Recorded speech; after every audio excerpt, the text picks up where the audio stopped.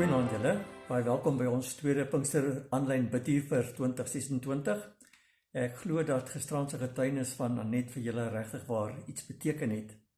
Nou, vanaand se tema is, die wat ore het om te hoor, moet luister wat die Gees sê. My pa was ook 'n predikant gewees en hy het so 'n hele boekrak vol boeke gehad. En een van daardie boekies het sulke storieetjies vertel van mense se belewenis van God. Ek onthou nog daai een storie van die man wat verskriklik hardkoppig was. Hy wou nooit kerk toe gaan nie en van die woord van die Here wou hy niks weet nie. Maar sy vrou het by hom bly karring, tot op 'n dag, op 'n Sondag besluit hy, vandag sal hy nou maar saam met haar kerk toe gaan, net om van hierdie geneulery ontslae te raak. Maar, het hy van vooraf gesê, hy gaan nie 'n woord na 'n woord luister wat hierdie dominee gaan sê nie. So hy gaan toe kerk toe en daar in die kerk gaan sit hy toe so. En terwyl die dominee aan die gang is en preek is, sit hy net eenvoudig heeltyd so. Maar toe kom daar 'n vlieg. En die vlieg kom sit hier op sy kop. Hy skud sy kop en daar gaan die vlieg. Maar hier kom die vlieg terug en hy kom sit op sy wang en daar gaan die vlieg weer. En 'n rukkie later kom die vlieg en hy sit jou werklik waar hier op sy neus. Hy skud sy kop en die vlieg kom sit hy weer. Skud sy kop, weg is vlieg en kom hy weer. Geïrriteerd klap hy na hierdie vlieg.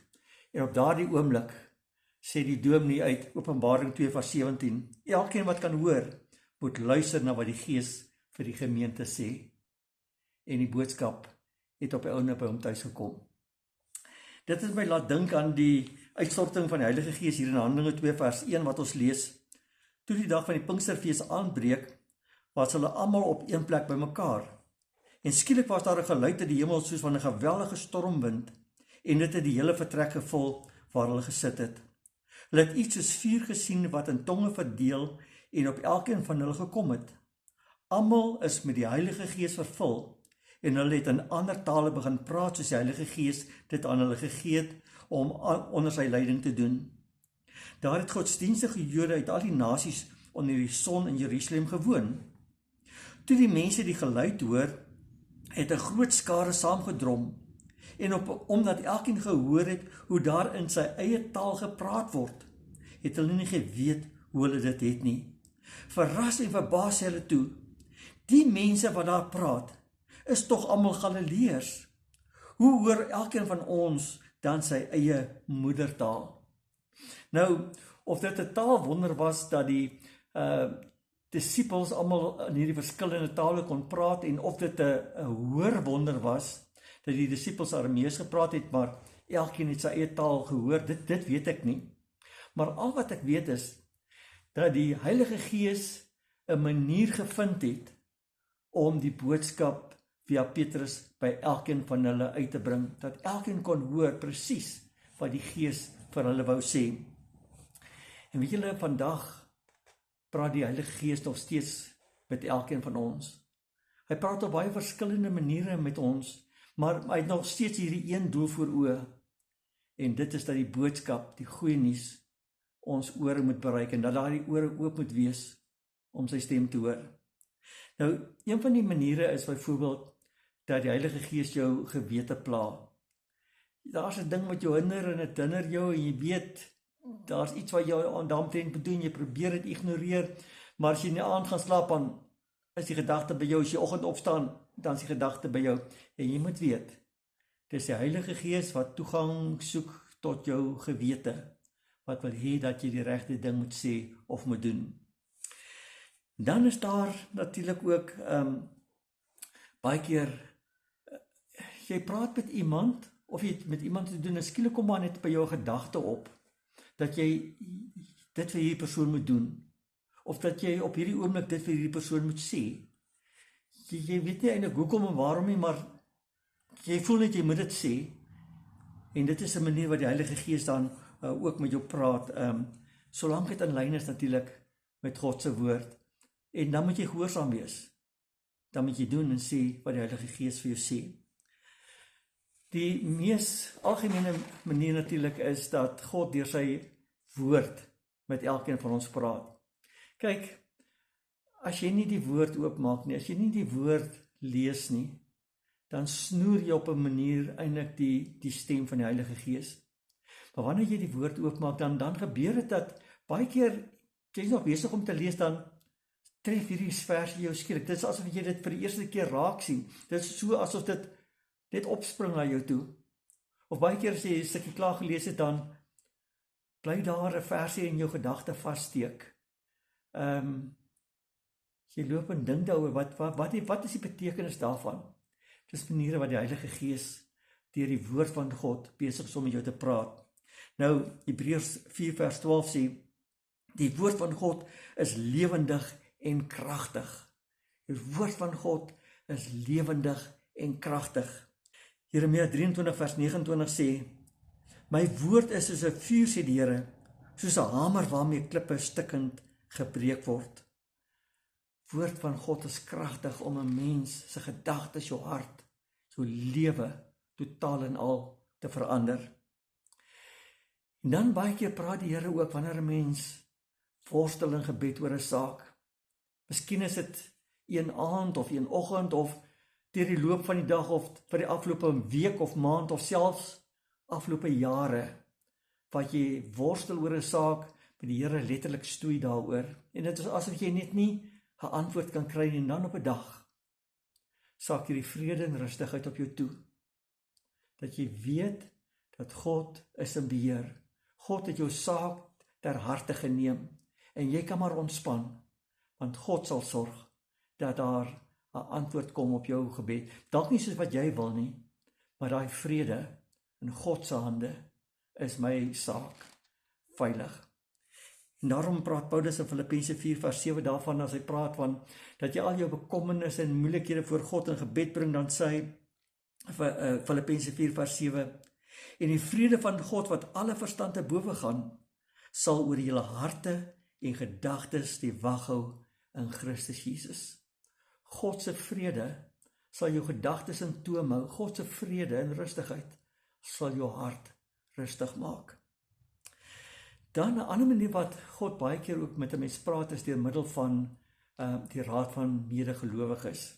Kyk, 'n mens vra nie altyd maklik raad oor 'n saak nie, want ons het mos hierdie ding van ons het hierdie almagtige alwysheid, ons het nie ander se hulp of raad nodig nie.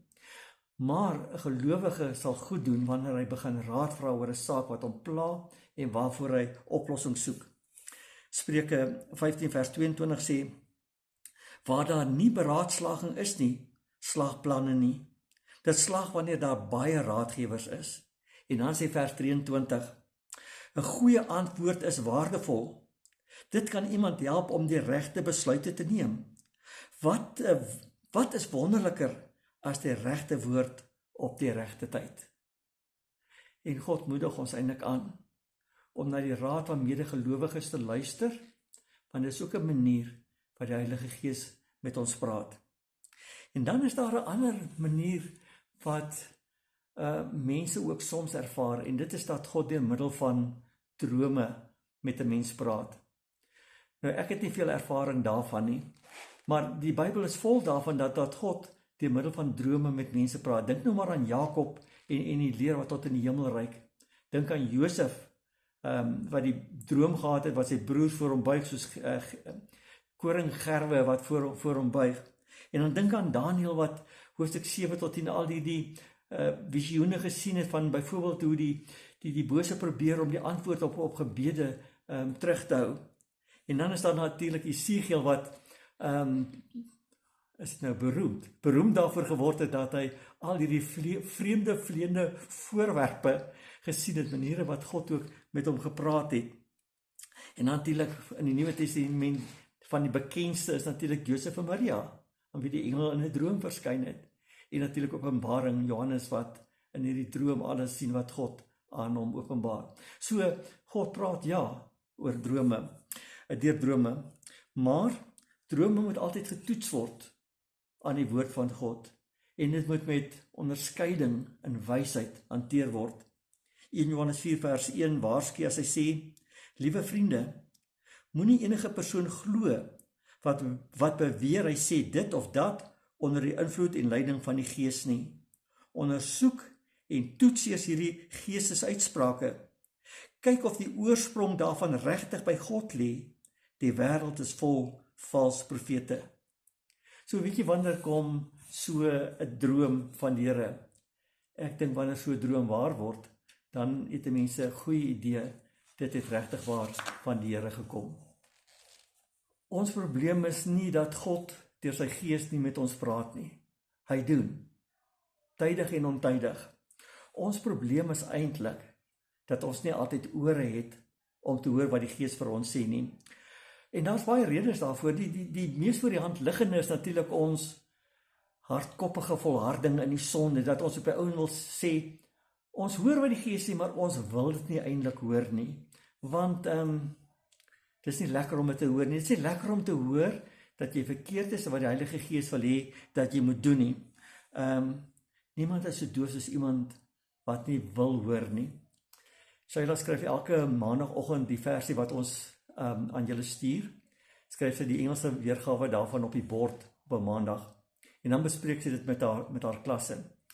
Vandag het sy nou 2 kinders in die klas gehad wat in mekaar se hare letterlik was oor 'n saak.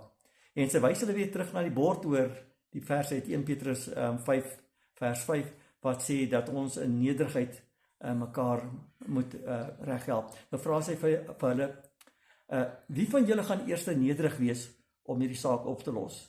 Dan kyk haar net, die een sê, nie ek nie, die ander sê ook, nie ek nie.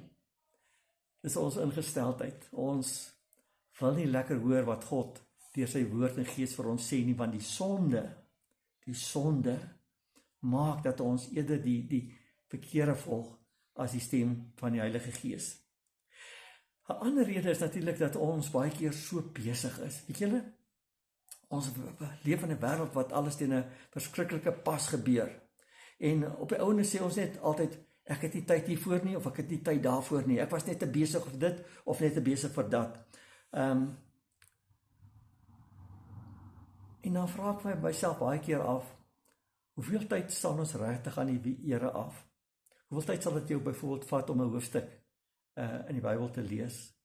En nie omdat jy moet nie, maar omdat jy regtig waar wil soek na die wil van die Here. Wat wil die Here vir jou deur hierdie gedeelte sê? Ek wil amper vir jou waarborg om te sê, dit gaan vir jou baie minder tyd vat, as wat dit vir jou vat om na binnelanders te sit en kyk. Ergens langs die pad moet ons leer om stil te word voor die Here en te vra, Here, wat wil U vir my sê deur die woord?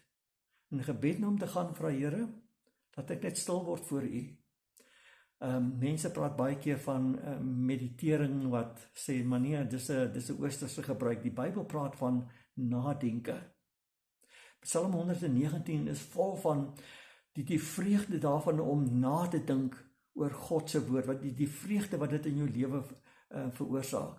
Maar daarvoor het ek en jy tyd nodig. En weet jy wat? Hoe ouer mens word, hoe meer tyd het ons eintlik, wat ons tyd kan maak om rustig na die Here te luister. Natuurlik 'n ander rede is dat ons ook nie altyd hou van die goeie raad van medegelowiges nie. Want wanneer ons uiteindelik raad vra, dan vra ons nie eintlik raad omdat ons raad wil hê nie. Ons wil net 'n bevestiging hê van dit wat ons al reeds besluit het. En as ons nie die raad kry om te onderstreep wat ons al reeds besluit het nie, dan hou ons nie daarvan nie en skuif ons baie keer die stem van die Heilige Gees op sy. Maar God vind altyd maniere om met ons te praat, dat sy woord by ons uitkom. Of dit nou 'n boodskap is wat jy kry vir WhatsAppie, of iemand se getuienis wat jy hoor, wat jy nie eintlik verwag het nie, of jy dalk in die kerk sit en vandag daar uitstap en sê, wow, vandag was hierdie boodskap net vir my gewees. Of soms moet die Here 'n bietjie harder met 'n mens praat, die krisisse en swaar kry, en dis baie keer die enigste manier wat ons ore oop gaan om die stem van die Here te hoor. Maar weet jy wat? Dis alles bewyse daarvan dat die Heilige Gees in jou woon. Dis alles bewyse daarvan dat God met jou besig is en met jou pad is en nog steeds met jou praat, dat hy jou nie ergens afgeskryf het, sê, dis nutteloos om met hierdie persoon voor te gaan nie. Sy het so 'n gesegde wat altyd sê, gehoorsaamheid spaar tyd. En wanneer mens gehoorsaam is aan die Here, dan spaar dit ook tyd vir die Heilige Gees om die goeie werk wat hy in my en jou begin het, te voltooi, sodat God se beeld al hoe vinniger en duideliker in ons te voorskyn sal kom. So kom ons bid vanaand hiervoor. Kom ons bid saam en vra. Kom ons Skeppergees, kom maak alles asseblief nuut in ons lewens. Moet asseblief nie met ons ophou nie. Steek asseblief weer daardie vuurtjie van 'n brandende liefde vir U aan die brand, sodat wanneer mense met ons te doen het, hulle iets van U in ons lewens kan sien. Here, gee vir ons geopende ore om U stem te hoor. Help ons om te kan onderskei dit wat van U afkom, en help ons om te onderskei wanneer die Satan daarop uit is om hierdie boodskap te smoor. Maar Here, gee ook vir ons gewillige hande en voete om te doen wat U wil is. Laat U wil in ons lewens geskied, soos in die hemel, so ook op die aarde. Here, laat U koninkryk asseblief sigbaar word deur ons doen en late. Ons bid dit in die naam van Jesus die Here. Amen. Mag hierdie Pinkstertyd vir julle 'n baie geseënde tyd wees, en mag julle opnuut weer 'n belewenis hê van die teenwoordigheid van God die Heilige Gees in jou lewe en die krag waarmee in jou lewe werk. Totsiens, lekker aand vir julle.